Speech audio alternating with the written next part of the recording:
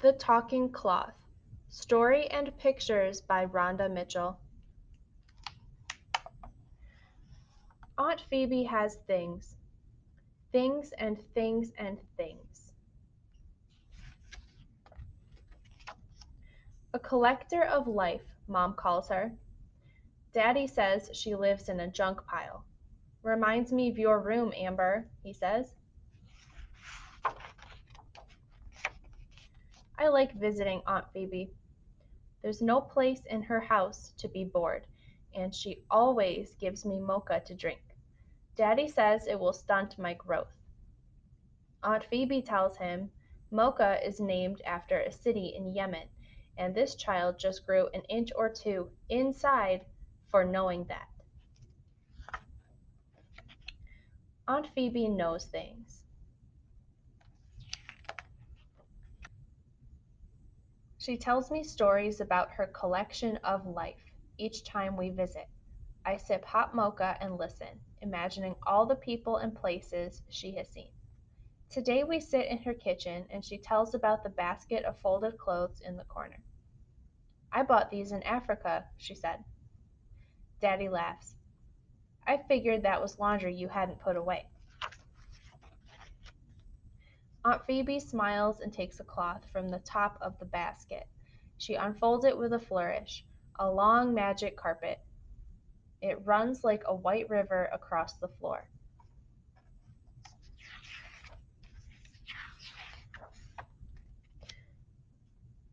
What do you do with such a long cloth? I ask.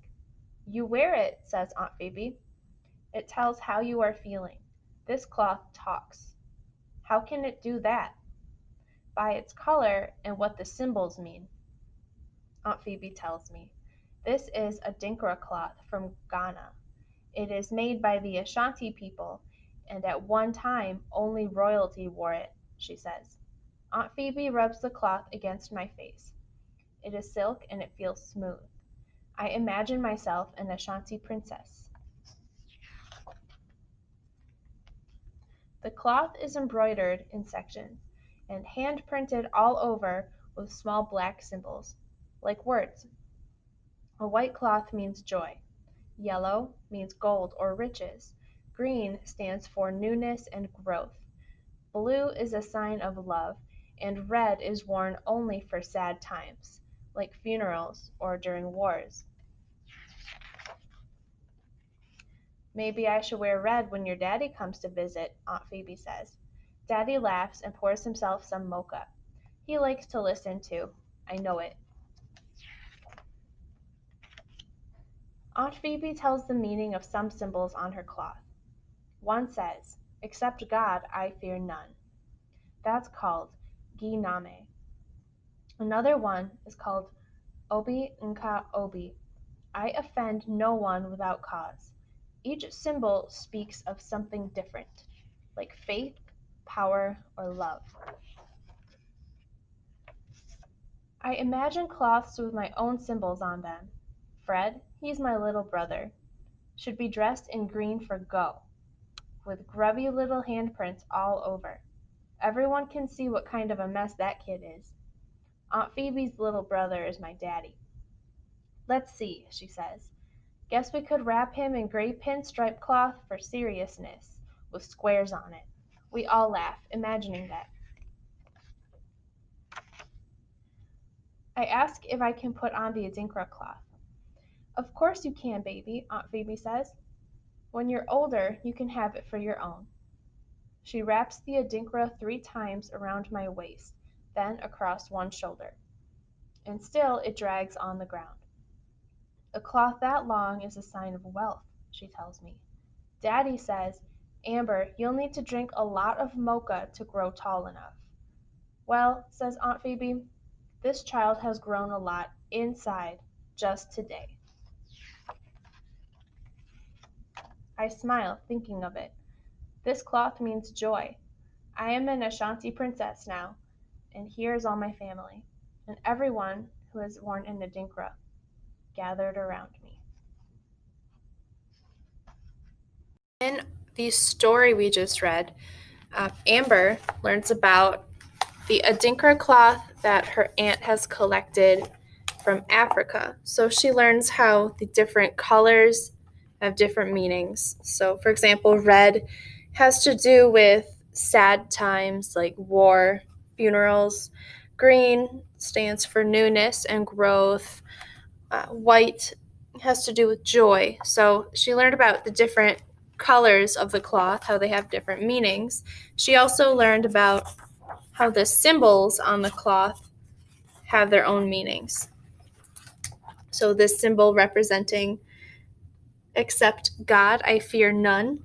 This symbol representing I offend no one without cause. On the screen, you can see that there are probably thousands of different Adinkra symbols, and they all have different meanings. For example, this symbol means wisdom.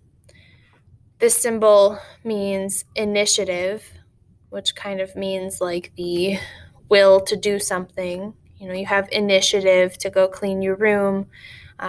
This symbol meaning beauty. So when you're looking at these, think about why the symbols might represent that idea. So this one kind of looks like a comb, like for hair, and people comb their hair for beauty, to look beautiful. This one kind of looks like a path, like a road. So to have the ambition to go somewhere or do something. Wisdom, maybe this is someone's idea of what an idea looks like maybe ideas branching out from one thought. Anyway, what I would like you to do for our assignment, come up with a symbol for yourself. So you can use the symbols that are actually in your name, like the letters in your name. You could use symbols that you like to draw. Maybe you like to draw flowers. Maybe you like to draw hearts. Or there's a superhero you really like to draw. That can be part of your self symbol. So I think about what you like and the characteristics of who you are. Are you very kind? Are you very intelligent? Are you very athletic? Think about who you are, how you want to be represented by a symbol. So how you want to be shown as a symbol in black and white. So I'm going to use a marker to draw this.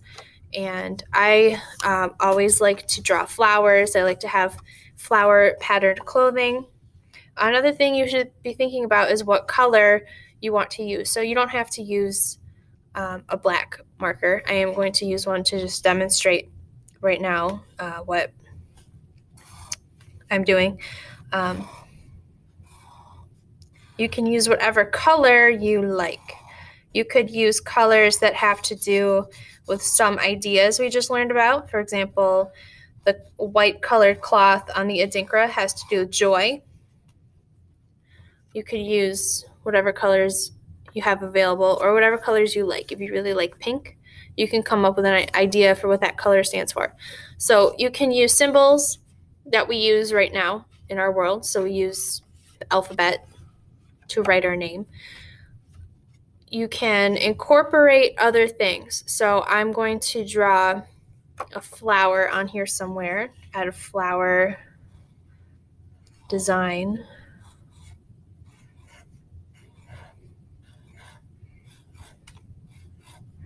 Flowers also kind of represent growth.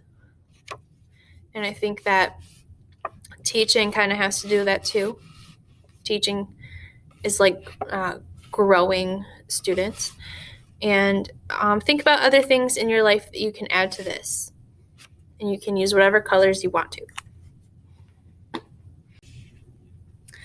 If you finish your picture in class while we're in our meeting on Monday, you can just hold it up and show me your picture and I will mark you down for credit.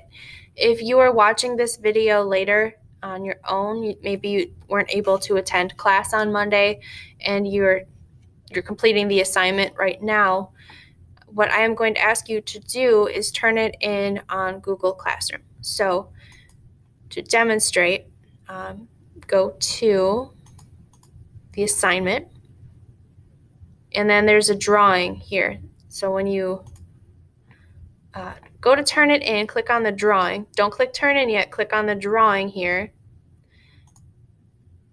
And then the instructions are to go up here to insert. So insert is this button underneath the word Adinkra, image, and then go down to camera, and that'll use your computer camera to take a picture of your drawing. So try to be in a well-lit area. If it's a dark room, it's going to be hard to do this.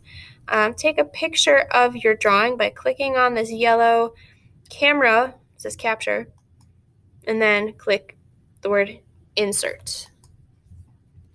And then you're all done. Google automatically will save it for you. It says saved to drive, and then you can click turn in.